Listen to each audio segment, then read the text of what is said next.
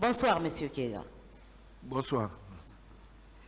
Monsieur Keïra, dans votre procès verbal de déposition de témoins, vous aviez déclaré ce qui suit.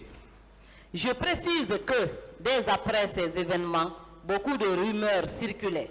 Beaucoup disaient que tel ou tel voulait se rendre au stade pour effacer les traces laissées par les événements. Vous confirmez cette déclaration? Ben oui, ça se disait. Ça se disait, c'est pour ça qu'il fallait faire attention. Quels sont les noms que vous aviez appris en ce moment qui voulaient venir? Je ne peux pas vous donner de nom, maître, mais ça se disait sur les ondes, ça se disait partout. Mais je ne peux pas vous donner de nom. D'accord. Pour vous, qui avait intérêt à ce que les traces de ces crimes soient effacées? Comment? Qui avait intérêt à ce que les traces de ces crimes soient effacées? Mais personne n'a intérêt parce que nous cherchons la manifestation de la vérité ici, maître. Personne n'a intérêt. Vous avez également parlé de la commission de restitution des corps. Qui présidait cette commission? Mais je crois que c'est le ministre Koutoubou. Monsieur Sano. Quel était le rôle assigné à chacune de ces commissions?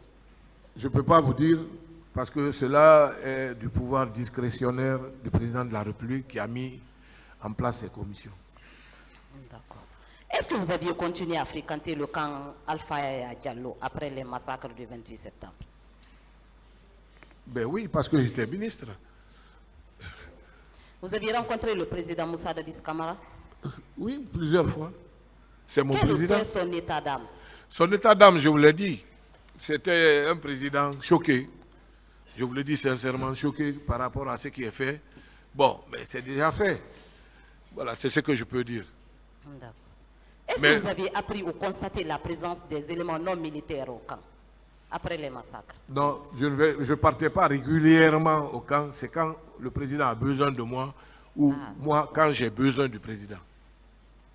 D'accord. Est-ce que le choix de M. Kerfala Kamara KPC pour la mise en état d'exploitabilité du stade pour vous était fortuit? Je pense que c'est parce que c'est lui qui a l'expertise de le faire. Et il a l'habitude de nous aider, il nous a toujours aidés. C'est tout. Il n'y a aucun autre préjugé. Madame. Est-ce que vous savez que des victimes ont affirmé à cette barre que ce sont des camions de Guico Press qui ont servi au ramassage des corps? Je ne suis pas au courant de ça, c'est ma première nouvelle. Comment vous pouvez expliquer cette coïncidence, c'est-à-dire votre choix porté sur KPC et le ramassage des corps par la société de ce dernier? Aucun lien. Aucun lien, madame. Je vous remercie, Monsieur le Président. Merci, Monsieur le Président, Messieurs les assesseurs. Monsieur Keïra, plusieurs victimes sont passées à la barre ici. Elles ont affirmé que à l'intérieur du stade, il y avait des pièges, notamment des bois où il y avait des pointes. Ce qui suppose que ces choses-là ont été placées à l'intérieur du stade avant la date du 28 septembre.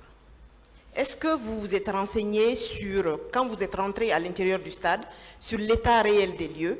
Est-ce que vous avez constaté qu'il y avait ce type de piège à certains endroits? Je n'ai pas vu de piège, madame. Monsieur Keïra, on vous a posé des questions ici sur l'ultime nécessité de protéger cette pelouse après ce drame. Moi, je veux quand même vous demander quelle est la proportionnalité qui existe entre la protection d'une pelouse et la protection des indices et des preuves, notamment quand il s'agit de faits aussi macabres. Est-ce qu'on peut faire une proportionnalité entre la protection d'une pelouse et la protection des preuves? Mais la protection des preuves est primordiale. Mais vous sembliez assez prompte à protéger cette pelouse. Non, pas du tout. Vous n'avez pas compris. Nous n'avons jamais privilégié la pelouse. Nous avons privilégié... que nous avons depuis ce matin dans vos déclarations. Non, aussi. je vous dis peut-être que vous ne m'avez pas compris. Nous avons privilégié la préservation des preuves. La préservation de la pelouse ou du stade vient en dernière position parce qu'une vie coûte plus cher qu'un terrain de football. Et je suis catégorique et ferme là-dessus. Je condamne ces massacres-là. Ok. Dans vos déclarations ici tout à l'heure, vous avez dit que c'était un jour férié et que donc votre équipe n'était pas sur place. Mais juste le souci au moins des familles qui avaient à l'intérieur du stade qui relevaient de votre département. Est-ce que vous aviez des informations sur ce qui était arrivé à ces familles et qu'est-ce qu'elles avaient comme information? Est-ce que vous aviez ces informations-là? Non. Pourtant, vous aviez une équipe opérationnelle sur le terrain et il s'agissait quand même d'âmes humaines, M. Keira. Il n'y avait pas d'équipe opérationnelle du ministère ou du stade le jour de l'événement. Non, il ne s'agit pas du jour de l'événement. Le drame est déjà arrivé, M. Keira. C'est les heures et les jours qui suivent le drame, finalement, qui sont importants. On a transporté des corps, on a transporté des blessés. Il existait des familles qui vivaient là-bas et vous, vous étiez quand même l'un des premiers responsables. Est-ce que vous avez cherché à savoir ce qui était arrivé à ces personnes-là? Combien de personnes vivaient là? Qu'est-ce qui leur est arrivé? Est-ce qu'elles étaient bien portantes? Les